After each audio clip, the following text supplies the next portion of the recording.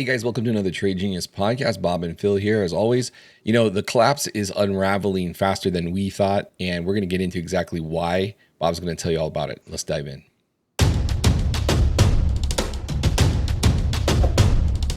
Trade Genius. Hey guys, I want to tell you something that we do that really will change the way in which you look at trading and also absolutely help you increase your profitability and how much money you make. It's the Trade Genius newsletter.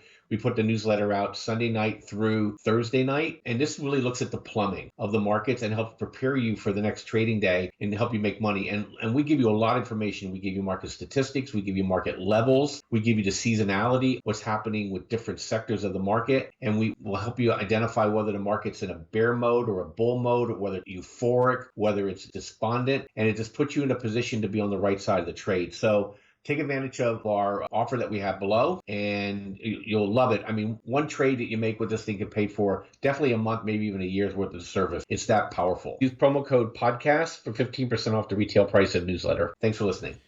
So, Bob, you've been doing some sleuthing, and I think you found some interesting nuggets that kind of tie back into like how this is all going to unravel. And like we said yesterday, it's kind of already begun. So, how does this all play together, and how this comes apart? Yeah. So, Phil, I wasn't going to do this podcast today because the one that popped up on my screen yesterday, I said, okay, small biotech company has to raise cash. They're going to make them pay through the nose on this. But then this morning, we got just a shocker from First Majestic, and they just proactively and preemptively just shut a mine down, which is 22% of their revenue. And why would they do that? They did it because, it was draining from their ability to grow their business in a manner that's sustainable. And, they bought these mines out in the past, couple years ago, and they've been trying to get them to a place where the cost structure is acceptable and the price of gold is acceptable, except the gold prices are still not where everybody thought they would be, and the cost structure isn't where they thought it would be as well with inflation, and it just started becoming untenable for them. You don't make these decisions lightly, Phil. The rule of thumb here, if you have a business that's kind of covering their fixed costs, you want to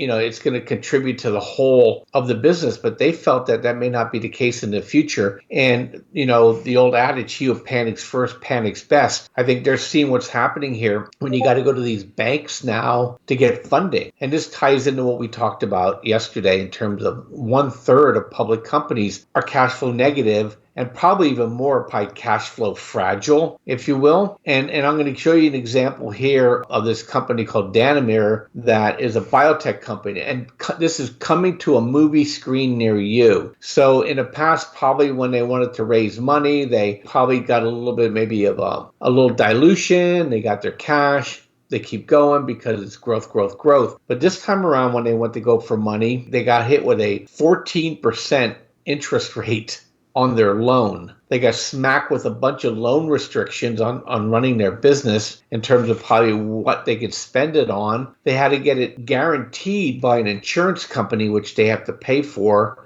the insurance on the loan. And then on top of that is that they have to give warrants out, basically a promise to give shares to the lender at a certain price fixed. And the term goes for 3 or 4 years. And, somebody else did the math on all that. If it plays out, they said this haircut goes from basically a 15% haircut up to a 46% dilution in equity, Phil. And, that kind of ties to what has to shake out in this business. If you're cash flow negative, you're looking at taking haircuts between 25 and 50%. And I know people are listening saying, yeah, Bob, but I don't screw around with these companies. I got my money professionally managed. Those guys know what they're looking at. They know what they're doing. I only invest in profitable companies. Well, First Majestic, their stock price got plummeted by 16%. Okay, they're a profitable company, all right, but they're fragile. And then you have these companies that are cash flow negative. they're littered throughout ETFs, Phil, and being littered within these ETFs. They're going to drag down the value of these ETFs because it's passive investing. And so this is a problem. I mean, we're talking hundreds of billions of dollars that are going to have to be restructured over the next 18 months to 2 years. That's just in a public environment, not including what the government has to do, which is in the trillions. So this is a big problem. I want to throw it back to you if you have any thoughts on this. Well, I think it's going to become worse too, because the Fed's going to be on this mission to have credit contraction. And I believe that's why they're doing the things that they're doing with the regionals, because my thought is that they can have better control with credit expansion or lack thereof if they're dealing with less of the regionals and more of the big eight, let's say. The big eight is on board. Big eight can afford to be strict with their loan requirements because they have their fingers in so many other different things. Regionals, they make money on loans, so they're more eager to loan out, which is a bad thing if you're trying to rein in inflation. So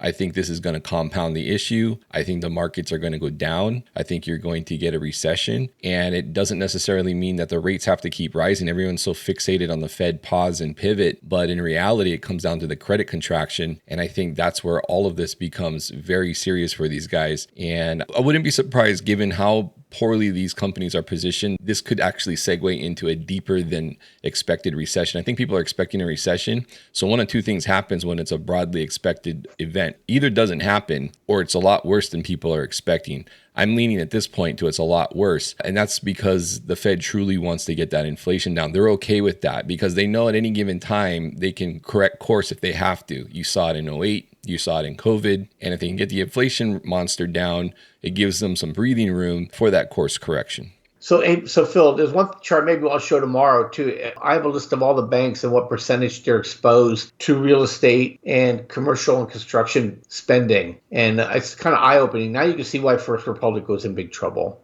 So maybe we'll save that for a little bit later in the week. But I think you're absolutely right. I think, interest rates can go to zero, but if you can't get a loan, does it really matter? Right. And I think that's what's coming upon us.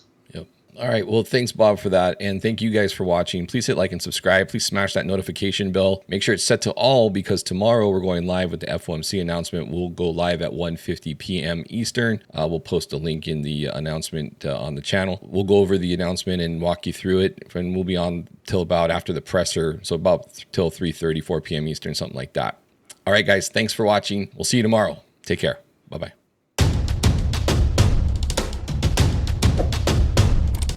Trade Genius.